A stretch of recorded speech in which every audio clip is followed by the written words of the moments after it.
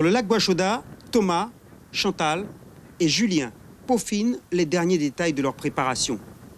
Depuis plus d'1 an, Thomas, jeune autiste, s'est lancé le défi de participer au championnat d'Amérique du Sud de Vaha. Il s'alignera dans la catégorie handisport sur un parcours de 3 km. Et marche avant de l'autre côté. Allez. Encadré par Julien Besson, le spécialiste local, le jeune homme est déterminé à quelques jours du départ vers le Brésil. Non, ça va, moi. Très fort, super. Voilà. Vous êtes beaucoup entraîné. Qu'est-ce que vous avez fait là pour vous préparer? On camine tout ça, on camine là et là. On vient à tout ça. Voilà. C'était dur? Non, on part tout, ça va. Donc t'es prêt? Et super, on très fort. Avec lui, Chantal. Voilà 6 mois que cette mère de famille a décidé de prendre part à cette aventure. Elle devra parcourir 16 km sur un circuit en pleine mer. Je suis déjà très fière de représenter la Guyane sur cette grosse manifestation. Voilà, j'espère qu'au moins, en tout cas, on saura représenter les couleurs de la Guyane. Maintenant, c'est une grande aventure et une grosse découverte. J'ai hâte de voir ce que ça va donner. Ouais. Je vais prendre celle de Thomas.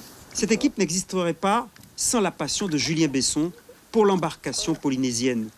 Premier Guyanais à prendre part au championnat du monde de Vaha, ce nouveau challenge continental est source de connaissances pour la team Guyane. Moi, j'y retourne avec un peu plus d'expérience. Chantal, elle a peu d'expérience comme moi j'avais l'année dernière.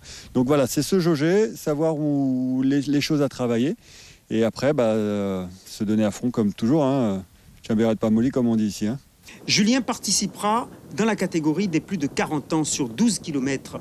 Son rêve serait d'organiser un jour cette compétition en Guyane.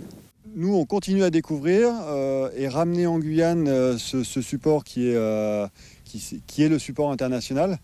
Mais moi, l'ambition que j'ai également, c'est lorsqu'on va le faire venir ici, l'organisation, c'est de faire une course, on va dire, juste à côté avec nos pirogues traditionnelles et voir si les autres pays n'ont pas des pirogues traditionnelles et intégrer une course en pirogue traditionnelle de chaque nation.